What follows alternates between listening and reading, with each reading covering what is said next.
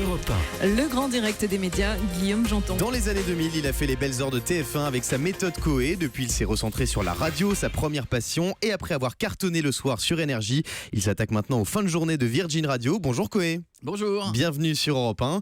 On vous retrouve donc à la rentrée sur Virgin Radio avec une nouvelle émission baptisée Coé Slash. Elle sera lancée le mardi 29 août prochain. Pourquoi pas le lundi 28 comme la plupart des autres émissions ? Oui, parce que je suis pas comme les autres. Donc je me suis dit je vais laisser démarrer les copains, on va les laisser jouer et j'arrive le lendemain. Mais c'est vrai, hein, c'est juste parce que j'ai lu des choses, on m'a dit vous êtes pas prêts, il faut une journée de plus. Non, on est prêts. C'était juste un petit truc pour piquer tout le monde et ça m'amusait de commencer après. Alors quel va être le concept de cette émission Coé Slash ? Ça va être de recentrer encore plus que ce que j'ai lancé il y a quelques années, qui était de casser les codes de la radio et qui était de se dire que la radio avait changé, que la radio allait changer, que la télé change, enfin vous en parlez tous les jours, hein, et que si on voulait garder les auditeurs avec nous tous les jours, tous les jours, il fallait créer l'événement et notamment mettre un truc que j'ai mis il y a quelques années, d'ailleurs dans cette maison, quand j'étais à Europe 2. J'étais animateur le matin et comme quoi je connais bien la maison et je dirigeais la radio et j'ai mis des caméras dans les studios. Et on m'a dit, mais t'es dingue, les caméras, ça intéresse personne de filmer, la radio c'est moche, on a tous des gros casques. Et aujourd'hui, il y a des caméras partout. Et aujourd'hui, il y a des caméras partout, et même il y a 7 ans, dans ma précédente radio, quand je suis arrivé, j'ai dit on va tout concentrer aussi, on va faire évidemment de belles émissions de radio, mais on va tout concentrer sur le digital, et on va faire en sorte que ceux qui viennent pas forcément écouter la radio tous les jours, au moins la retrouvent sur YouTube, sur les réseaux sociaux, et puis maintenant... Voilà, 1,3 milliard de vidéos plus tard, je me suis rendu compte que ça marchait fort. On sent que vous allez beaucoup miser sur l'aspect digital. D'ailleurs, le titre est un jeu de mots, hein, le slash. Oui, enfin, on va miser surtout sur des... Pardon de dire ce mot le matin, mais sur des conneries. C'est-à-dire que quand même... Non, mais la base de la radio, c'est que les gens viennent tourner le bouton en se disant « on va se marrer ». Voilà, on connaît Coé, on sait qu'il va nous retourner ça et qu'il va nous faire quelque chose d'étonnant. C'est ce que j'ai envie de faire sur Virgin. Avec en plus cette envie, aujourd'hui, ce qui était dingue, et on aurait viré des animateurs pour ça il y a quelques années, de faire des choses dans un environnement encore plus visuel, parce que maintenant la radio, on a envie de la voir. Vous allez avoir des chroniqueurs avec vous ? Je vais avoir qu'est-ce qu'il est moche ce mot, chroniqueur, mon Dieu. Une équipe. C'est vrai, des acolytes. Vous savez que dans votre bouche, le mot chroniqueur et acolyte, ça ne va pas. Pourquoi ? On dit ça quand on a 70 ans et qu'on fait de la radio. Qu'est-ce qu'on dit alors ? On trouve un pour autre être mot. tendance. Ça ne se dit chroniqueur, c'est moche. Alors quoi, une équipe, une bande ? Horrible. Je vais avoir des gens autour de moi et je vais avoir une bande, des gens pour les auditeurs qui connaissent ça depuis des années, qui les connaissent, et puis peut-être des nouveaux. Ce sera qui ?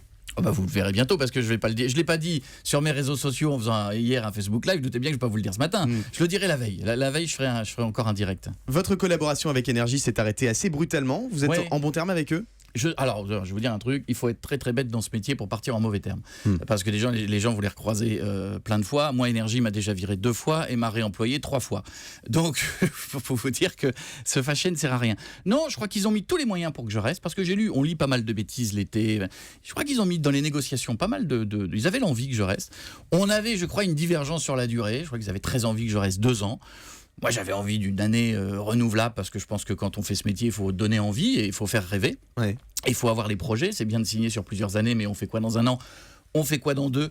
J'avais pas forcément les projets qui me faisaient rêver. Moi, je voulais 1 an. C'est vrai que la rupture, elle a été brutale et de leur fait à eux. Mais je crois que dès 24 heures plus tard, j'avais...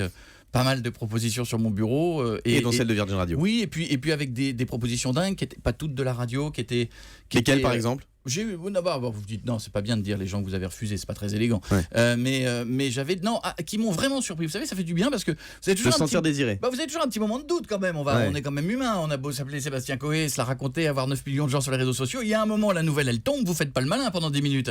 Et quand vous avez d'un seul coup beaucoup de gens qui vous proposent beaucoup de choses, et y compris pour être très honnête, des développements digitaux incroyables ou de diriger des médias ou des choses comme ça, vous dites waouh, ok, bon alors on va se poser un petit peu, puis on va aller là où on a envie, là où il y a des défis incroyables.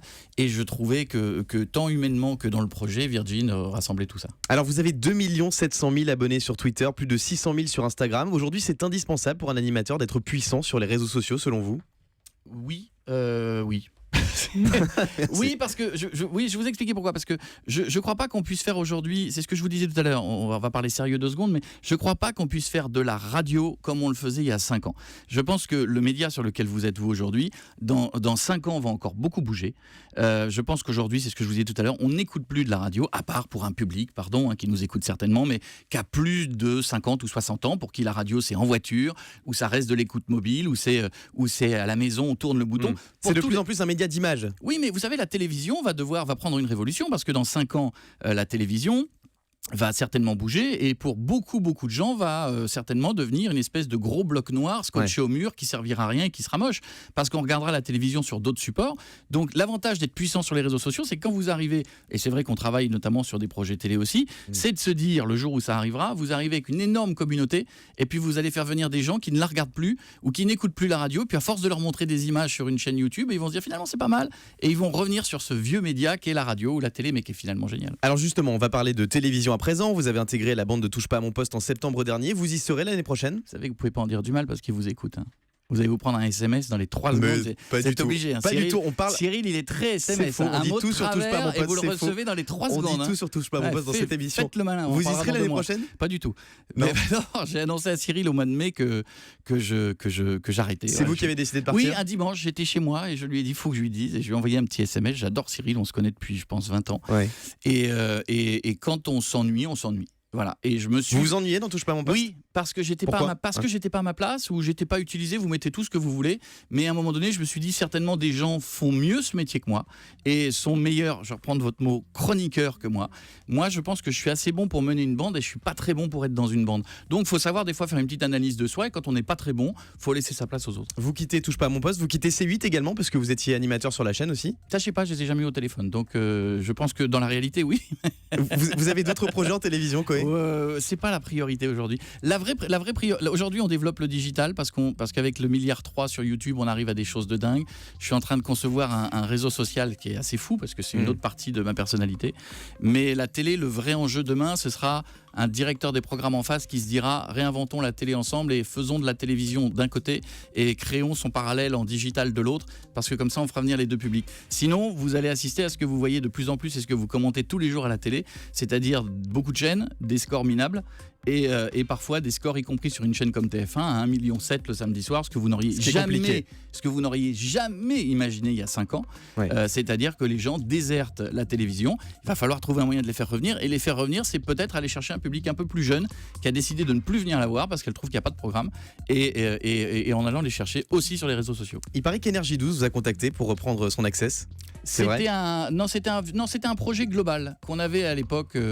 J'en avais parlé à Jean-Paul Baudecroux, qui est le patron d'Énergie. Je lui avais dit c'est quand même dommage de n'avoir jamais fait de la radio à la télé, de la télé à la radio. Alors vous avez la même marque, on aurait pu faire quelque chose. C'était pour mutualiser votre émission télé-radio. Et puis en fait, je me suis rendu compte que ça serait moche.